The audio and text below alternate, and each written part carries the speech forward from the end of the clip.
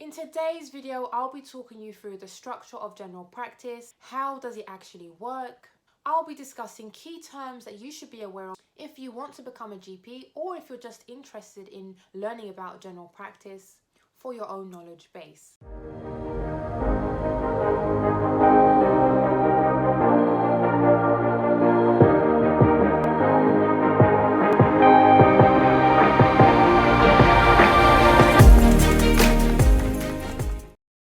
Hi everyone, welcome back to my channel. If you're new, then a massive welcome to you. My name is Dr. Baptiste.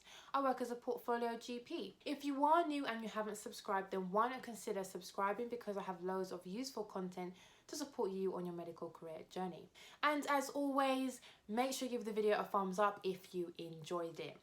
I've always emphasized how important it is to understand the practicalities, understand the non-clinical aspects to a career. And so in this video, I'll be aiming to share some of those things about general practice with you.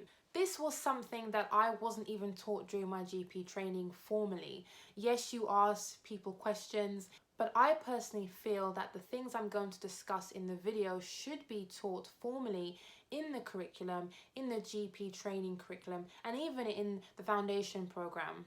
So this is a two-part series. In the second video, I'll be talking more about the money side of things, so stay tuned for that. And that will include things like funding, how practices are funded or how they're paid, and cough payments and how practices spend their money. So if you want to know more about the money side of general practice, then check that video out, and I'll be sure to link to the video at the end of this video when it goes live. I'm going to start off by talking through what is a general practice. So a general practice is essentially a business, and it's a business contracted by CCGs or by NHS England to essentially provide services to an area or a population. General practice sits within the wider umbrella term of primary care services. So as I mentioned above, NHS England is responsible for commissioning. However, CCGs or clinical commissioning groups have taken on this responsibility either partially or fully. Contracted essentially means that you are hiring someone to do some work for you, but they're not your employee. So for instance, if I run a medical education or a medical careers company and I want someone, or I need someone to deliver a particular course, I may then hire someone to deliver a course, and then they'll invoice me for their services and the amount that they charge for their services, and then I'll pay them. But that's essentially a basic understanding of contracting services or being contracted. So in this case, the practice will receive a payment or some funding for the services that they provide. Usually the practice will be run by GP partners, but in some cases there may be one partner running the practice. If you want to know more about the different ways you can work as a GP, then check out my video opportunities in general practice for more information. Okay, so what type of contracts will you find in general practice? So there are three main types of contracts. Every general practice must hold a contract in order to run the practice. They must deliver basic or essential services, and they can also deliver optional services should they wish to. So there are three main types. The first one is GMS, or General Medical Services.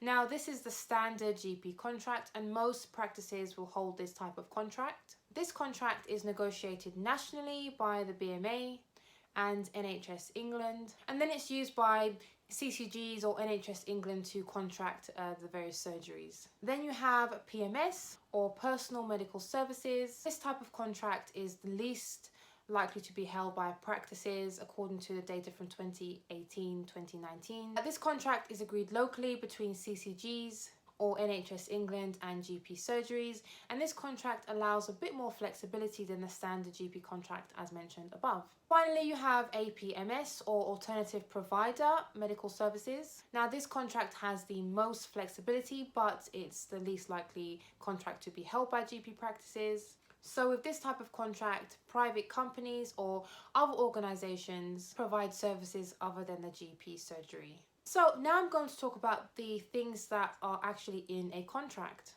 So some of the things that will be included will be the area that the practice will cover, and the essential services that they'll provide, such as diagnosing and treating medical conditions. And these services will be between core hours, so that will be around 8 to 6 or 6:30 p.m. during the weekdays. The contract will also include things like the standard of the premises and the workforce, policies such as indemnity and complaints procedures. The other thing that the practice, of course, has to provide is a list of patients, and that's also included in the contract. And this will include when patients can be removed from the list. And just to be aware that patients can leave a surgery at any time. If they're not happy with the services or how they've been treated at the practice, then they can move.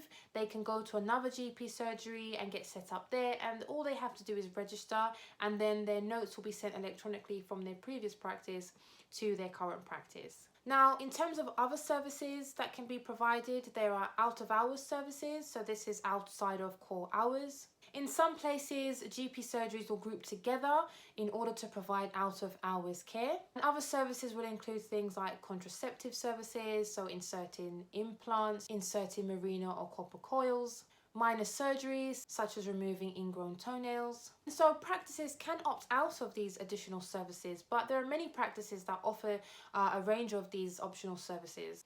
Certainly in my experience, the practices that I've been training at, they usually provide a lot of these additional services.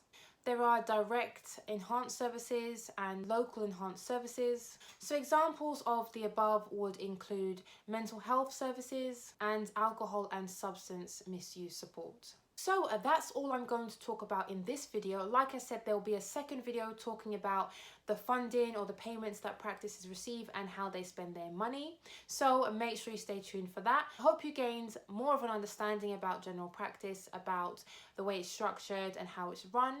And as always, if you enjoyed it and gained value from it, then make sure you give the video a thumbs up and subscribe if you haven't already. I will see you in my next video.